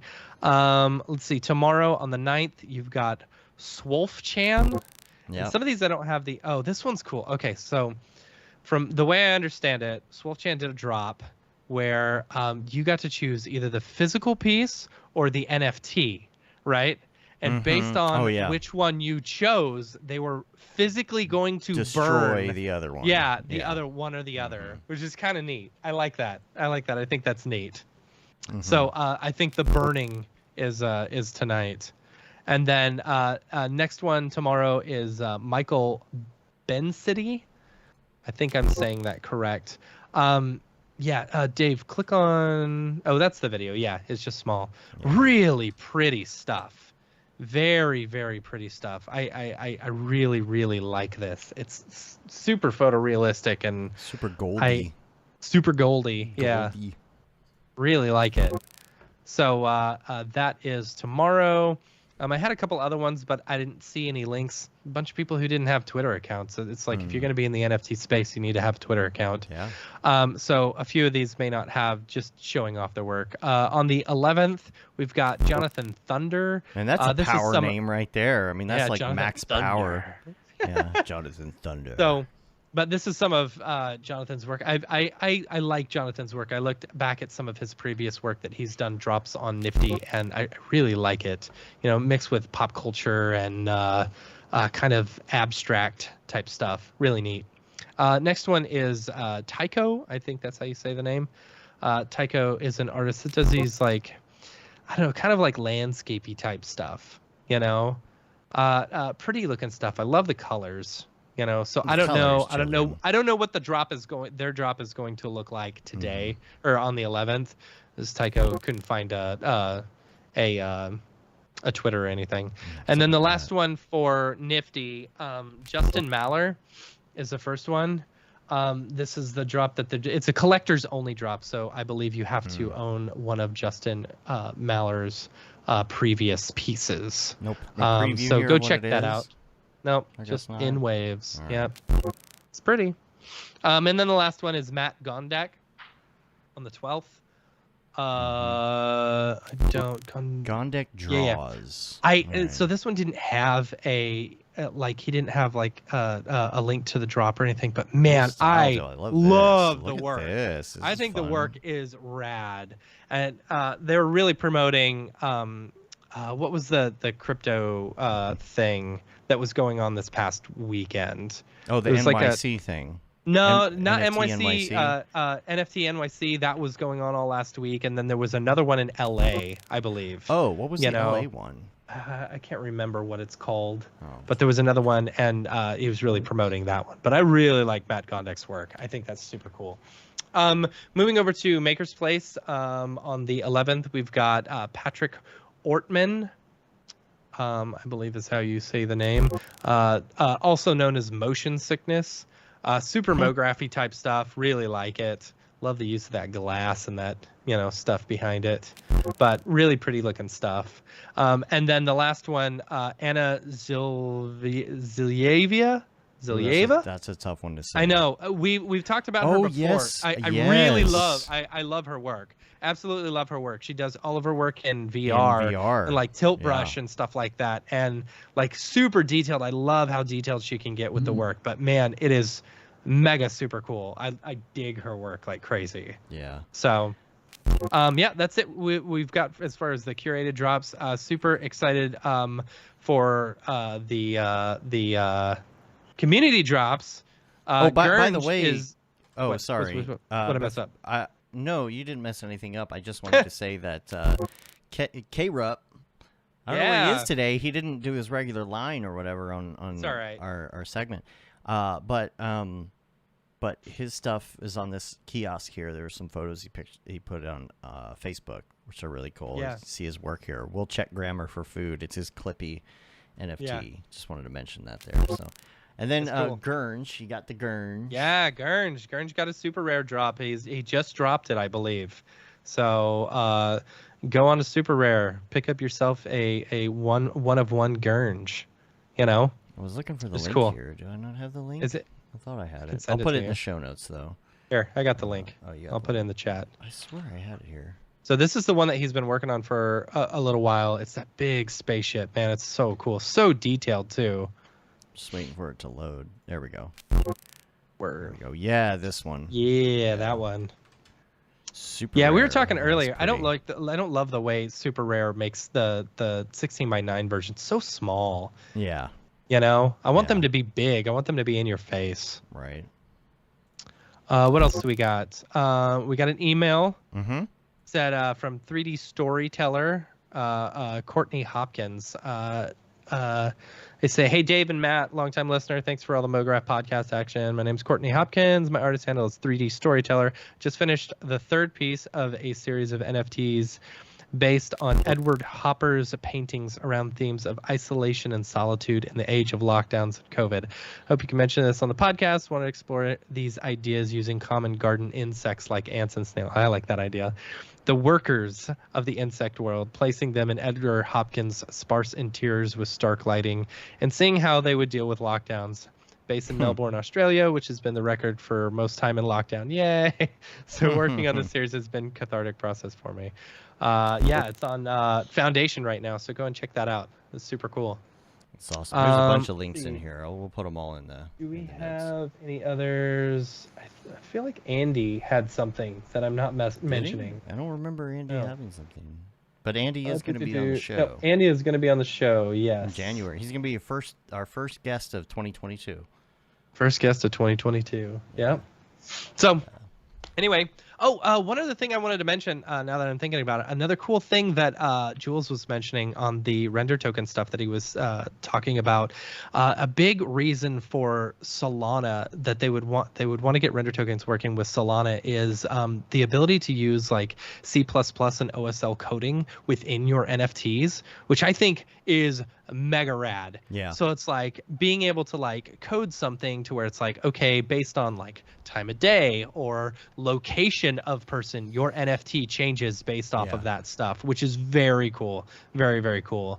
I think that's a big plus. Oh yeah, you know, and the gamification of NFTs. The gamification of that, yeah. Like, I mean, think about it. Like, I would love. I've always thought it would be cool to change the NFT based off the owner or the person's like wallet address. You know, so you base it off of that, and then it changes. So if you sell it, like you know, it could like evolve or something like that, kind of like Pokemon IRL. So it's like a random seed multiplier. It hashes it with your that would be cool. Yeah. Yeah. So as soon as you sell it to someone else, it changes, and you don't know what it's going to be until you get it. Yeah, exactly. That's so awesome. it could be fun to like, you know, oh, I want to sell it to someone. I want to see it change. You know, I don't know. Oh, could be neat. And then if you sell it to someone else and buy it back, maybe it's not the same anymore. You know, like, maybe. Who knows? Man. You know, yeah, it's only that's gonna be special really for good. me. Yeah. Or it's only special is if you've got these last like 4 digits of your wallet code or something. I don't know. It'd be rad. Yeah. Oh, look who's here. Oh, it's Dorpy. Hey, Matt. What's up, dude? I almost missed you today. I was out playing in the backyard. I was wondering why the ball was getting bigger. Then it hit me. Oh my gosh, that was awful. All right. Yeah. I figured you're talking about Solana today, so Yes. I wanted to introduce you to somebody, Solana the pig. Hopefully he doesn't bore you. Oh gosh. Okay, bye. Oh, where'd he go? Oh. Waiting. I guess, you know, Solana's on the way. Right? Oh, okay. Right, okay. Oh, there we go. Hello, Governor. All right. It's probably a good time to invest in Render token now, isn't it? Hopefully you got enough pounds in your piggy bank. The coin is gonna go ham. That's for true. All right, cheerio. Oh, that's That was it? That's a new character. We're gonna have to keep an eye on that character to see what happens. Wow. Solana Yeah. the pig, huh? Yeah. Solana the pig. Got a whole That's new funny. round of puns coming. Just wait. Oh boy. Ham it up. Ham it up. Hamming it up with Solana. Awesome. So if you or anyone you know has any upcoming drops, feel free to email us info@mograph.com and we will shill it on the show. In the meantime, make sure to check out our other podcast that this is associated with, the Mograph podcast. The Mograph podcast. Yeah. And let's head back into the show. All right, let's do it. The drop. Is this the fucking mic? This is exactly what I should be doing. All right, and we're back. All right. How about that? You never know what you're gonna Never get. know. One Yeah. pun. That wasn't one pun. You had doesn't bore you. Right, You've got, right. Yeah, your but that was a piggy dorky bank. one. You got your That piggy was- bank. You've got your right. ham. Yeah. You have to explain the joke, Dave. It's not funny. You see, that's funny because that's what my friends and I used to say on the road all the day. If somebody didn't laugh, you say, "You see, that's funny because." Yeah. If Dave Chappelle's in trouble, you guys are like biting at Yeah, his heels. right. right. Yeah, that's Yeah, it. he's already in trouble, apparently. Yeah. Question for you. Yes. I think this is a good question we should have asked earlier. Have you explored anything in VR? Yes, I little love bits these. here I and love there. these little like But- subtle laughs every time we mention something. You're Yes, like, ah. but it comes back to the same thing. Brigade, give me brigade. Yeah, right. Can you imagine It a comes down to buyer quality. standing up in VR, just spinning around? People will not walk into a sales suite and put on goggles. We tried the They will card not one. put on 3D Yeah. glasses. Yeah. They will not do it. And it sounds cool, but it doesn't work. Yeah. We've done the 360 views before, and I mean, it's cool. It's just a hype in this industry. I Yeah, think. it doesn't sell any more real estate and it drops the quality. Whereas if we can get a point where we got brigade running nicely, Yeah, real then time we would be will the- look at it again. But still, you got to understand the people that buy our stuff are generally 40 plus. They've made a lot of money in their time, and they're often quite conservative, and they don't want to put goggles on. Yeah. Right. If they do, they might get dizzy and fall over. Right. They just don't like goggles. They like great big screens and stuff they can see on their phone or internet. And the first thing we tried was Google Cardboard. That was a disaster. Yeah, that was a waste of time. And then, Yeah. But we will look at it again. But I want to see Brigade running first. I think real time will I take want over. quality. Until I can achieve quality, the quality I want in real time, then I'm not going to touch it again. Well, I think when it's more mainstream too, you know, like when everybody has AR goggles from Apple, Yes. or whatever. But and then you've got the other issue too. Not almost everything nowadays is viewed here. Yeah. Right. You know, it's all on a phone, and it's not unless you can get something happening on the phone. Anyhow. Plus, we'd have to get clients to buy the software. Oh no, The with pixel hardware. screening and stuff. Well, The it's hardware. goggles. Yeah. Yeah.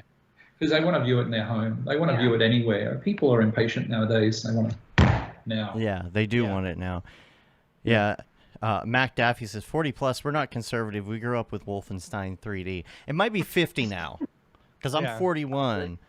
I think maybe 50. That's the They don't turn want 39 in like a few weeks, and it's gonna be my last good year. all downhill from there, man. It'll be my last good year. Yeah. Yeah. Well, we really appreciate y'all being on the show, and thank you so much. and taking the time. I know you got a lot going on, and Next time I'm down in the Bahamas, I'll call you up. yeah, like you do. Like, hey, let's go play boats. You know, you need to get on next time you're hanging out with Brodori. See if he can take you out. Just on his boat all the If way we to just Bahamas. take the 90-minute drive down, right? Yeah. That'd be fun. If people want to find you online, where are the different places they can find you? Website, Instagram, all of that. What are the call signs? Archiform3d.com. Yeah, that's our website. And then we're on Instagram, Archiform3D. We're on Facebook, Pinterest. Archiform3D. Everything across the board. LinkedIn is Archiform3D. Archiform3D.